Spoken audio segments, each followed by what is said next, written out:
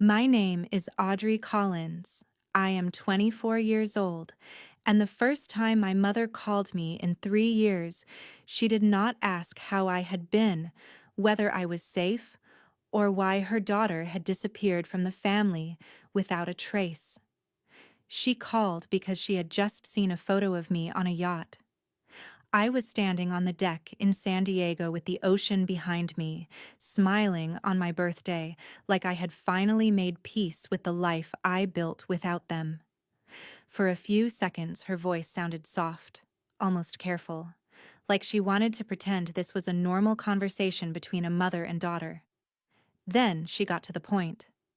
She wanted me to sell it and help my brother.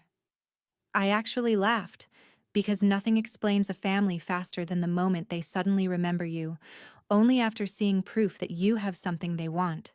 3 years earlier, the same people had no problem pushing me out of their house in Pittsburgh and carrying on like I had never existed.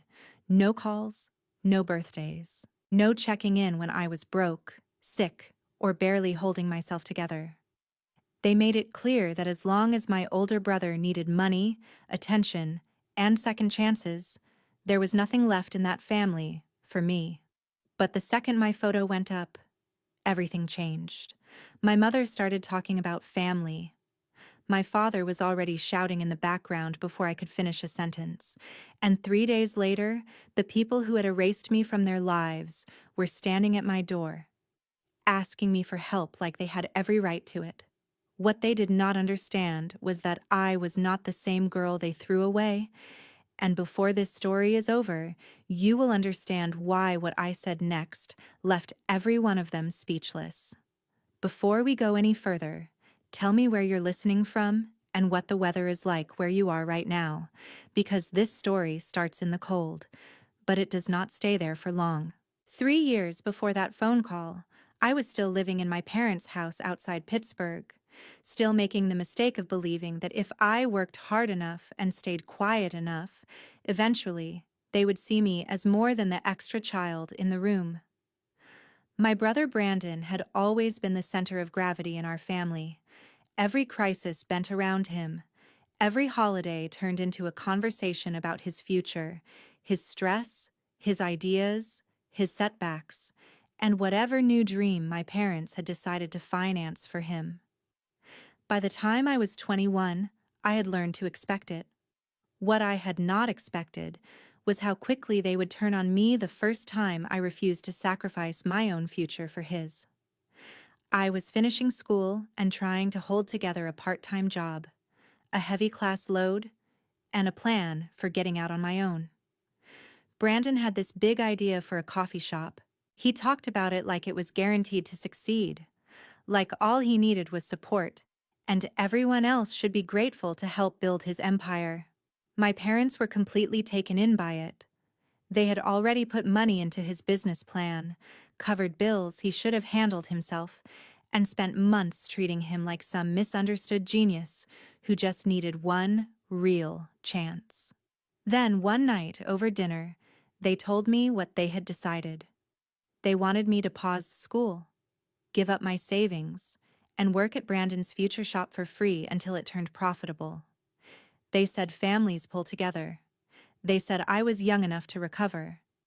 They said Brandon's opportunity mattered more because he had bigger responsibilities ahead of him.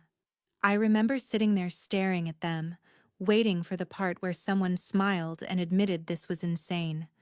It never came. When I said no, the whole room changed. My mother looked at me like I had betrayed her. My father's face went hard in that cold, quiet way that always meant he had already chosen a side. Brandon leaned back in his chair like I was the selfish one, like I was standing between him and the life he deserved. That argument lasted less than 20 minutes, but it changed everything. By the end of the night, my father told me if I cared so little about this family, then maybe I should stop living under his roof. My mother did not stop him. Brandon did not defend me, and just like that, I was packing a duffel bag, while the people who were supposed to love me most acted like I had forced their hand. I left with a small suitcase, a backpack, and just enough money to survive if nothing went wrong. Of course, everything went wrong. Over the next few weeks, I slept on a friend's couch, picked up extra shifts anywhere I could, and kept checking my phone like maybe somebody would come to their senses. Nobody did. No apology. No message asking where I was. No offer to help. It was like the second I stopped being useful, I stopped being family. That was the part that hurt the most. Not getting kicked out. Not the money. Not even the panic of trying to survive. It was realizing how easy it was for them to erase me. And once I understood that, something inside me changed. I stopped waiting to be chosen. I stopped imagining some dramatic moment where they would suddenly regret what they had done. I started thinking about one thing only: how to build a life so solid that nobody could ever corner me, control me, or throw me away again. The first year on my own was not inspiring. It was not the kind of struggle people turn into cute motivational quotes after everything works out. It was exhausting, humiliating, and lonely in ways I had never been prepared for. I took whatever work I could get and stopped caring whether it matched the degree I was trying to finish or the life I thought I was supposed to have. When a former classmate told me about an opening at a waterfront restaurant in San Diego, I took the chance before I could talk myself out of it. I sold what little I had, bought a one-way ticket, and told myself that if I was going to start over, I might as well do it somewhere far enough away that nobody could drag me backward. San Diego was beautiful in the way a place can be when you are too stressed to enjoy it. The ocean was there, the boats were there, the sunsets were there, but most days I saw them through the haze of double shifts and unpaid bills. I started as a hostess at a busy place near the marina, smiling at tourists while my feet ached and my bank account hovered near empty. But being around the harbor changed something in me. I became obsessed with how everything worked. The charter schedules, the dock crews, the maintenance calls, the last-minute cancellations, the wealthy clients who wanted everything handled perfectly without ever seeing the chaos behind it. I asked questions constantly. I watched the captains, the booking managers, the mechanics, anyone who knew something I did not. Within months, I moved from the restaurant into a front desk role for a small charter company that rented out boats for sunset cruises, birthdays, proposals, and corporate events. It was not glamorous work. It was long days, impatient customers, and nonstop problem solving. But for the first time in a long time, I felt useful in a way that belonged to me. Nobody was asking me to make myself smaller so someone else could shine. The harder I worked, the more I learned. The more I learned, the more valuable I became. I studied contracts, fuel costs, weather policies, docking fees, and customer retention like my future depended on it, because it did. By the time I was 23, I was helping manage bookings, upselling private packages, and spotting mistakes before the owners did. I also started saving aggressively. No shopping, no expensive nights out, no emotional spending. Every extra dollar went into a plan I had not fully said out loud yet. I wanted something of my own. Not an apartment, not a title, not a temporary promotion someone could take away. I wanted an asset, something real, something that floated, ironically, better than my family ever had. The yacht did not happen overnight. It started with an older vessel that most people would have walked past without a second glance. The paint was worn, the interior needed work, and everybody who saw it first saw a problem. I saw potential. I bought it with savings, financing, and more nerve than I probably had any right to claim. Then I rebuilt it piece by piece, spending nights comparing materials, calling repair crews, negotiating service rates, and learning every corner of that business from the inside out. When it was finally ready, it was not just a boat, it was proof. Proof that I could create something elegant out of what other people had written off. Proof that the girl they shoved out the door in Pittsburgh had not disappeared. She had just rebuilt herself somewhere they could not imagine. On the morning of my 24th birthday, I stood on the deck, looked at that water, and took the photo that would bring my family crashing back into my life. I posted that photo with a simple caption and did not think much about it after that. It was my birthday, the sky was clear, the water behind me looked like polished glass, and for the first time in years, I let myself enjoy what I had built without worrying that somebody would ruin the moment. I was not trying to show off. I was not sending a message to anyone back in Pittsburgh. In my mind, that chapter of my life was closed. The people who had cut me off had made their choice, and I had made mine. I honestly believed those worlds would never touch each other again. Then my phone started ringing. I looked down, saw my mother's name on the screen, and for a second I genuinely thought I was imagining it. 3 years of silence, and suddenly there she was, calling like no time had passed at all. I stared at it until it almost stopped, then answered, mostly because I wanted to hear what could possibly be so important that it had finally broken through all that silence. Her voice came in soft and careful, the kind people use when they are trying to sound loving on purpose. She said hello, like we had talked last week. She asked how I was doing. She told me I looked beautiful in the picture. It was so unnatural that it made the back of my neck tense up. I could hear the performance in every word. I did not help her.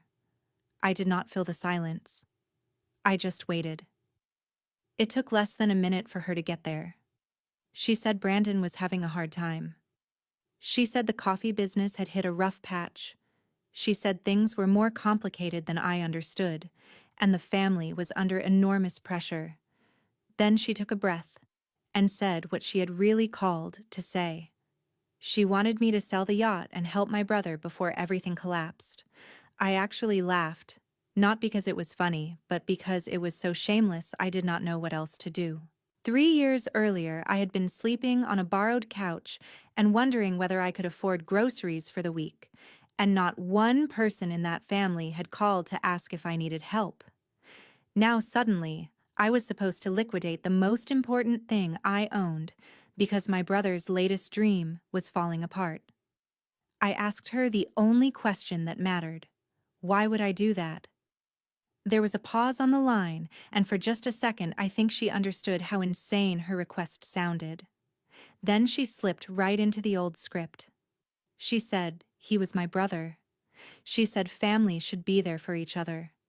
She said sometimes people have to let go of personal pride when someone they love is in trouble. That was when I stopped her. I asked if she remembered the winter night her husband told me to leave. I asked if she remembered how many birthdays had passed since then without a single text. I asked whether family only counted when Brandon needed money. Before she could answer, I heard my father in the background. He was not trying to stay quiet either. He was already angry, already pacing, already talking like I was the one doing something wrong. Then his voice cut through the phone so clearly I did not need speaker to hear it. Family is family, Audrey. His tone was sharp and familiar, full of that same old certainty that had once made me doubt my own pain. But this time it did not work. This time I was standing on my own deck, in a life I had built without any of them, and all I felt was clarity. My mother kept talking, now faster, now more desperate. She said Brandon had investors to satisfy, bills piling up, and a bank pressing hard. She said if I acted quickly, I could save him from losing everything. I looked out at the water and realized that none of them had called because they missed me. They had not seen a daughter in that photo. They had seen an asset, something valuable, something they could reach for. I told her no. Not maybe, not let me think about it. Just no. My father exploded. He started shouting about gratitude, blood, loyalty, and everything a daughter supposedly owed the people who raised her. I let him finish. Then I hung up. For about 10 seconds, the marina was quiet again. Then the messages started coming in. My mother texted first, trying to sound wounded. Brandon followed with a long message about pressure, bad timing, and how I did not understand what was at stake. Then my father sent one sentence that managed to sound both furious and offended at the same time. "We need to settle this in person." I read it once, locked my phone, and set it face down beside me. I should have known then that they were not going to let it go. What I did not know yet was that 3 days later, they would be standing in California, looking at my yacht like it already belonged to them. 3 days later, I found out just how far my family was willing to go when they thought there was something left to take from me. I was at the marina early that morning going over a weekend charter schedule, coffee in one hand, clipboard in the other, trying to focus on work instead of the string of unanswered messages they had been sending since the call. I had already decided I was done responding. I had said no. In my mind, that should have been the end of it. Then the dock manager walked toward me with that careful expression people wear when they are about to deliver news they know you are not going to like. He told me there were 3 people at the front gate asking for me by name. He asked if I was expecting family from out of town. The second he said family, I knew. I did not even have to turn around right away. Something in me had already gone cold. When I finally looked up, there they were, my mother, my father, and Brandon, standing just beyond the gate in clothes that looked too heavy for California, like they had brought Pittsburgh with them. My mother was clutching her purse with both hands, already wearing the kind of strained, fragile expression she used when she wanted to look like the victim before anyone had even spoken. My father stood rigid beside her, jaw tight, scanning the marina like he was assessing property. And Brandon was doing exactly what I knew he would do. He was not looking at me. He was looking past me, toward the yacht. At that moment, more than anything they had said on the phone, I understood why they had come. This was never about reconnecting. It was never about regret.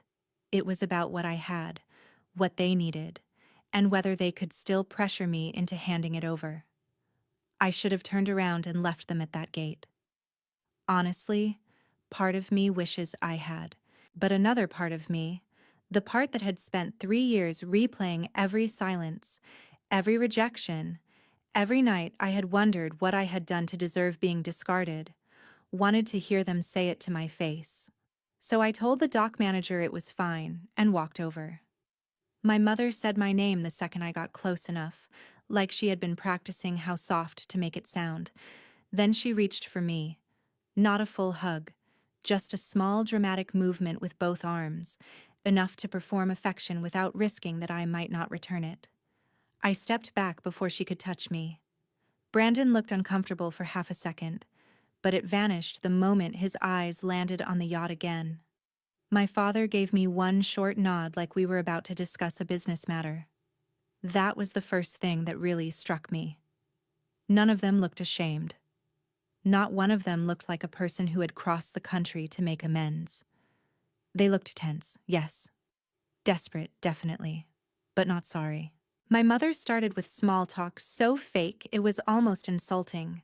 She said San Diego looked beautiful. She said I looked healthy. She said she had always known I was strong. My father cut her off and asked if we could go somewhere private to talk. Brandon finally looked at me and said they had not come all this way to argue in a parking lot. That line almost made me laugh. 3 years of silence, one demand for money, and now suddenly I was supposed to care how comfortable this conversation felt for them. I told them they had 5 minutes. My father looked offended immediately, like I was being rude to guests instead of setting boundaries with people who had erased me from their lives. My mother's eyes filled with tears so quickly it was almost impressive. She said they were in crisis. She said they needed compassion. She said, whatever happened in the past, we were still family. Brandon finally stepped in with what I guess he thought was the reasonable version of the pitch. He told me the business was in trouble because of expansion costs, vendor debt, payroll pressure, and a loan that had gotten bigger than expected. He said if he could just stabilize things for a few months, he could turn everything around. He said selling one yacht would not ruin my life, but refusing to help could ruin his. That was when I realized they had spent the entire flight building a story in which I was the selfish one. Not the brother who overreached, not the parents who backed him at everyone else's expense. Me, the daughter they had ignored until there was something to gain. I looked at all three of them and asked the question none of them wanted to answer.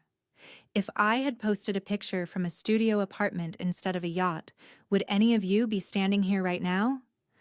Nobody said a word. My mother looked down. My father's face hardened. Brandon shifted his weight and glanced away. That silence told me everything, but they still were not finished. My father said this conversation needed to happen somewhere less public, and before I could answer, Brandon looked straight at the yacht and asked if we could talk on board. Not ask, really. Assume. Like he already saw himself there.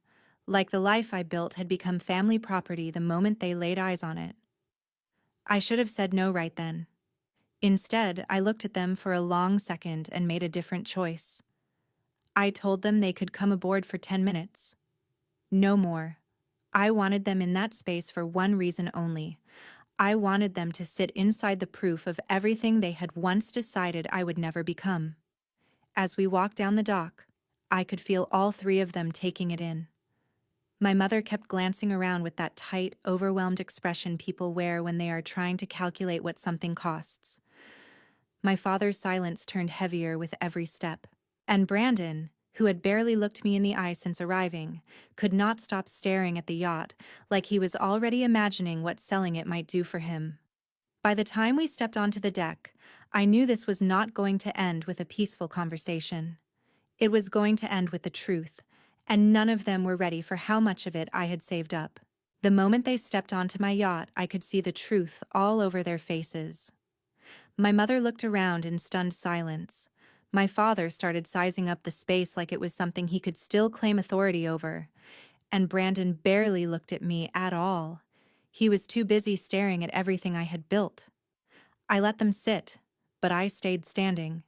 My mother tried first. She said Brandon was under pressure. She said the business was in trouble. She said families go through hard seasons and sometimes people need to put the past behind them. My father was less subtle. He said Brandon needed money immediately and that a yacht was a luxury, which meant it could be sold. Brandon finally named the number they wanted, then launched into excuses about debt, payroll, bad expansion, and lenders closing in. I listened to all of it, then asked one simple question. Where was this family loyalty when I was sleeping on someone's couch after you threw me out? Nobody answered, so I did. I reminded them what those years actually looked like. Working double shifts, getting sick alone, spending birthdays by myself, learning how to survive without a single call, text, or dollar from any of them. My mother started crying. My father got angry. Brandon called me bitter. Then I put a folder on the table and slid it toward them. I told them I had already committed most of this year's company profits to the Harbor Light Initiative, a foundation I created to help young women who had been abandoned by their families. I also told them the yacht was protected under my business structure, so no, I would not be selling it to rescue Brandon from a mess he created himself. Brandon stared at me like he could not believe what he was hearing. My father asked if I was really choosing strangers over my own family. I looked him straight in the eye and said, "No, I'm choosing people who know exactly what it feels like to be thrown away." That was the moment all three of them realized they were leaving with nothing. My father called me cold. Brandon called me selfish. My mother acted like I was punishing them, but I was done explaining. I pointed toward the door and told them the truth. They had not come for their daughter. They had come for an asset. And now they needed to leave like the strangers they had spent 3 years becoming. After they walked off my yacht, I stood on the dock for a long time and watched them disappear into the parking lot without looking back. My mother kept dabbing at her eyes like she still could not understand how this had happened. My father's shoulders were stiff with the kind of anger he used when life stopped obeying him, and Brandon looked lost, but not in a way that made me feel sorry for him. He looked like a man who had spent too many years believing someone else would always step in before consequences became real. That was the last time I saw all three of them together, and deep down, I think we all knew it. Something had ended on that yacht, and it was never going to be rebuilt with a few guilty phone calls and another demand disguised as family loyalty. Over the next 2 weeks, they kept trying. My mother sent long texts about forgiveness and second chances. My father left one voicemail telling me I would regret turning my back on blood. Brandon sent a message that was somehow angry and desperate at the same time, saying I had no idea what I had done to him. I blocked every number, every account, every new attempt. I was done giving people access to me just because they shared my last name.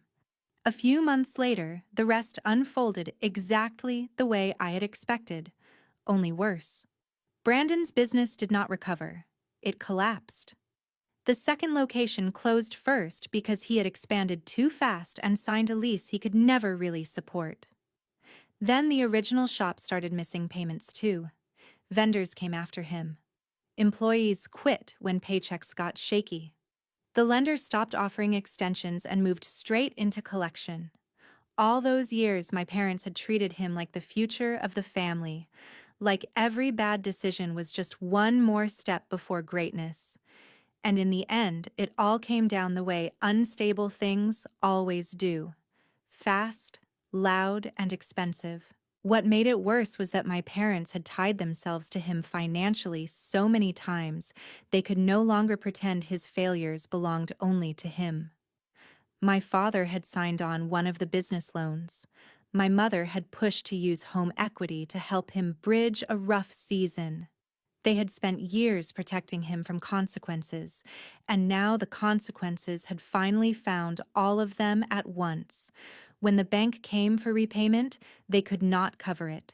They tried to refinance, then tried to sell assets, then tried begging relatives for help, but by then too many people knew the truth. The house in the Pittsburgh suburbs, the one my father had always treated like proof that he had built a respectable life, had to be sold under pressure. Not because they wanted to downsize, not because they were starting fresh, because they had run out of room to pretend everything was fine. They sold fast, for less than they should have gotten, and moved into a small rental that could barely hold all the things they had once looked down on other people for living without. I heard later that my father took it the hardest. Losing money upset him, but losing status humiliated him. For years, he had spoken like a man who believed good decisions belonged to him by nature. Suddenly, people in their circle knew the son he bragged about had failed. The daughter he ignored wanted nothing to do with them. And the house he took pride in was gone. My mother's version of punishment looked different. She became the person always trying to explain the story in a way that made her sound softer than she had been. According to relatives, she said the family had gone through a misunderstanding. She said too much stress had damaged everyone. She said I had become distant and hard. But the more she talked, the less sympathy she got, because people had started putting the pieces together. They remembered how often she had praised Brandon and how rarely she mentioned me. They remembered the way I disappeared from family conversations and how nobody ever gave a clear answer why. Some believed her, at least at first, but enough of them did not. Enough of them saw what had happened and quietly pulled back. That was part of the price too. Not just the money, not just the house, the loss of the image they had spent years protecting. Brandon, from what I heard, became bitter in the ugliest way. He blamed everyone except himself. He blamed the economy, his staff, the lender, the timing, my father's advice, my mother's pressure, and of course, me. Especially me. In his version of events, I had betrayed the family at the exact moment he needed me most. But that was the problem with Brandon. He still thought need created entitlement. He still believed someone else should absorb the impact of his choices if he wanted something badly enough. Without the business, without the praise, without my parents constantly patting the ground beneath him, he had no idea who he was. And for the first time in his life, nobody could fix that for him. While their world was shrinking, mine kept opening up. The Harbor Light Initiative became more than paperwork, and pain turned into purpose. It started helping real people. A 19-year-old who had been thrown out after aging out of the system and had nowhere to stay. A young woman whose parents cut her off after she refused to give them control of her paycheck. A college student trying to stay enrolled after losing housing overnight. Small grants, emergency groceries, temporary hotel stays, transportation to interviews, legal referrals, practical help, fast help, the kind of help that matters when your whole life can tip in a week. Every time I signed another approval or heard that someone had made it through one more month because they finally had support, I felt something in me heal that anger alone never could have touched. My company grew too, but in a steadier way. I stopped chasing success just to prove someone wrong. I started building for peace, better bookings, smarter expansion, stronger contracts, fewer risks, more intention. The yacht that once triggered all of this became part of the life I loved, not because it was expensive, but because it reminded me what survival looks like when you refuse to let rejection define you. A few more messages reached me over time through cousins, mutual contacts, and people who thought they were helping. My mother wanted one conversation. My father wanted closure. Brandon wanted me to understand how hard things had been for him. I ignored all of it, not because I was cruel, because I had finally learned the difference between compassion and self-betrayal. You can wish people healing without reopening the door they once used to hurt you. You can let them live with the consequences of their choices without becoming the villain in your own rescue story. That was the real ending, not the loss of the house or the collapse of the business, though I will admit there was a certain justice in all of that. The real ending was simpler and stronger. They lost the daughter they thought they could always come back to when convenient. They lost access. They lost control. They lost the right to tell themselves I would always be there waiting to be used one more time. And I gained something far more valuable than revenge. I gained certainty. I know who I am without their approval. I know what I survived without their help. And I know now that the most satisfying ending is not watching toxic people fall apart. It is building a life so honest, stable, and meaningful that their chaos can no longer reach you. If this story has any lesson at all, it is this. Family is not proven by blood when things are easy. It is proven by who shows up when you are struggling, when you are inconvenient, when there is nothing to gain from loving you. The people who abandoned me taught me one painful truth, but they also pushed me toward a better one. Your worth does not shrink just because the wrong people failed to see it. Sometimes the strongest thing you can do is stop begging to be valued by those who only notice you when you become useful. And sometimes the sweetest revenge is not destroying the people who hurt you. It is refusing to let them keep you from becoming someone whole. At Revenge Argon, our team works hard to create meaningful, engaging stories that are not only entertaining, but also rich in life lessons. We are committed to making it clear that these are fictional stories, created to deliver educational messages, valuable insights, and positive lessons to our viewers. After hearing the story, tell us which character stood out to you the most and why. Also, let us know what kind of story theme you want Revenge Argon to create next, because your ideas can inspire our next video.